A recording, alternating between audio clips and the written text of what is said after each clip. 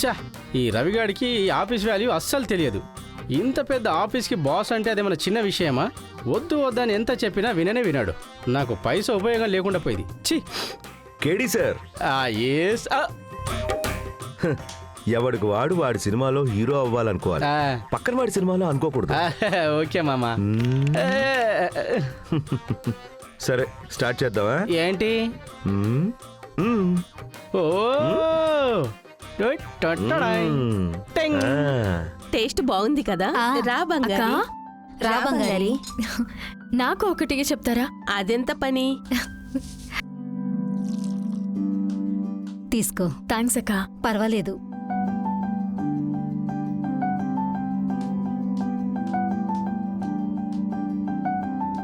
బంగారి, ఆ రిజల్ట్ ఏదో చెప్పేయొచ్చు కదా, వీళ్ళని తట్టుకోలేకపోతున్నాం. ఈసారి రేవతక్క టీం సుగనక్క టీం కంటే 4 యూనిట్లు ఎక్కువగా ప్యాక్ చేశారు. కాబట్టి ఈసారి విన్నర్ రేవతి అక్క టీమే. సో ఓడిపోయిన వాళ్ళు గెలిచిన వాళ్ళకి టీ స్నాక్స్ కొనివ్వాలి. ఏంటి బంగారి, పోయినసారి మేమే కొనిచ్చాము, ఈసారి కూడా మేమేనా? అక్క, అలా అయితే మీరు రేవతక్క టీం కంటే ఎక్కువగా ప్యాక్ చేసి గెలవండి. మరి అప్పుడు చేయనక్కర్లేదు, వాళ్ళే మీకు ఇస్తారు. స్నాక్స్ తినొచ్చు. ఓకే. ఒక మంచి టీం లీడర్ అంటే ఇలాగే అందరిలో పోటీతత్వాన్ని నింపాల్సుంటుంది. అది బంగారి సరిగ్గా చేస్తోంది.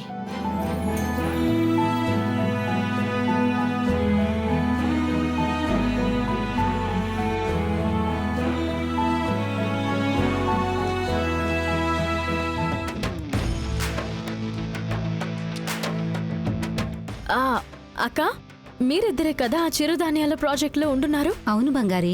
అవి చాలా శక్తినిస్తాయక్క. దాంతో అంబిలి లాంటివేమైనా చేస్తే బాగుంటుంది కదా.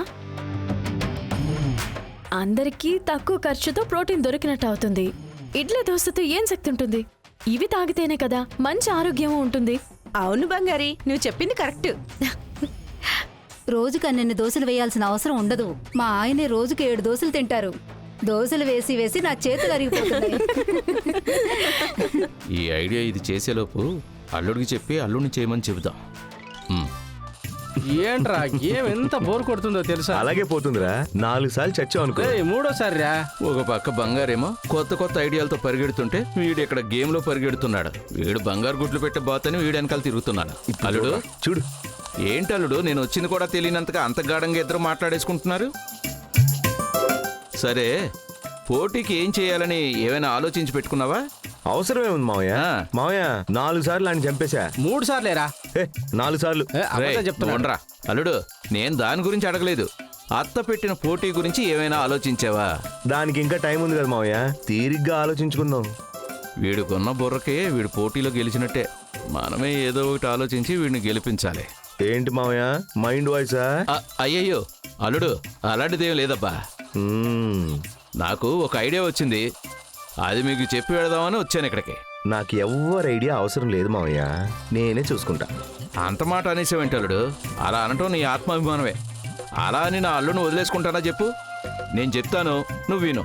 ఖచ్చితంగా అది నీకు నచ్చుతుంది. వినరా, నచ్చకపోతే వదిలేదు కానీ. చెప్పండి.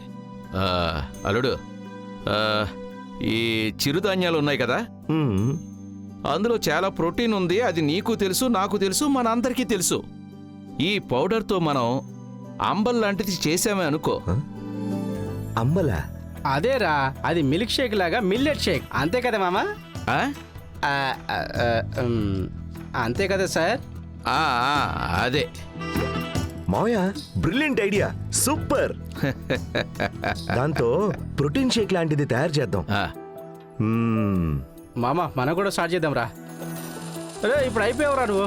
ఈ బంగాళదుంపల్ని దూరంగా తోలేయాలి, అప్పుడే అల్లుడు బాగుపడతాడు.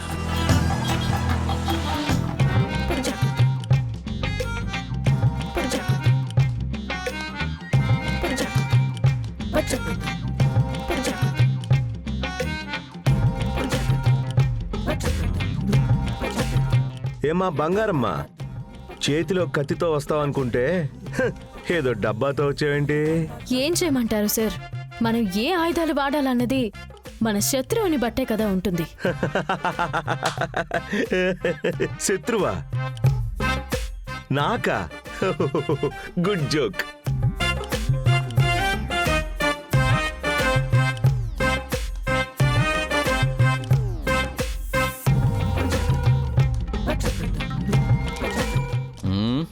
సరిగ్గా నిల్చో.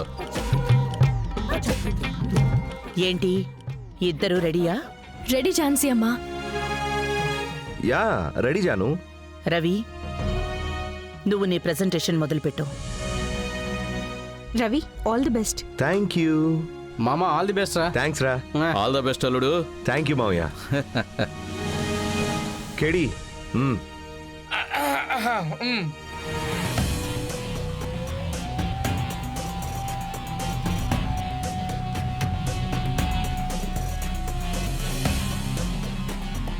ఇదిగో మామ. జాను, ఇప్పుడు మార్కెట్లోకి ఏం రావాలి ఏం రాకూడదు అని యంగ్స్టర్సే డిసైడ్ చేస్తున్నారు. అందుకని మన టార్గెట్ కన్స్యూమర్స్ యంగ్స్టర్సే. ఇప్పుడు చాలా మంది ఫిట్నెస్ మీదే ఫోకస్ పెడుతున్నారు కదా, అందుకని వేల రూపాయలు ఖర్చు పెట్టి ప్రోటీన్ పౌడర్స్ అవి కొని వాడుతున్నారు. కానీ తక్కువ రేట్లో మనం ఈ పౌడర్ని అమ్మేమే అనుకో,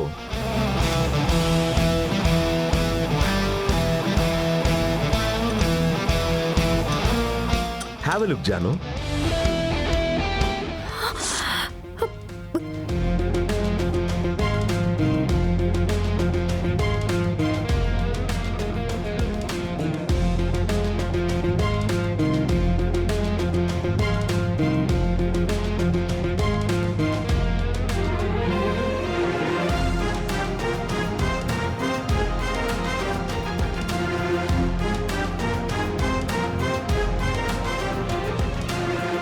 సో మన కోట్ ఏంటంటే ఫిట్నెస్ ఫ్రమ్ కిచెన్.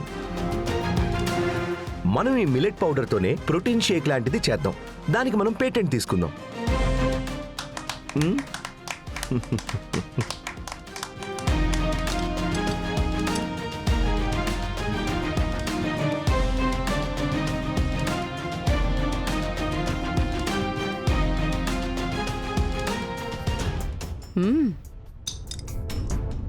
చాలా బాగుంది.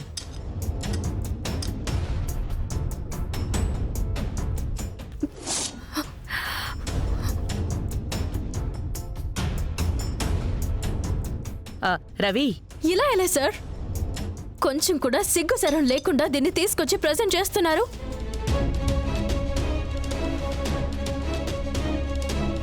ఇప్పటి వరకు ఏదో డబ్బుందని పొగరు, బాధ్యతలు తెలియని వారే అనుకున్నాను.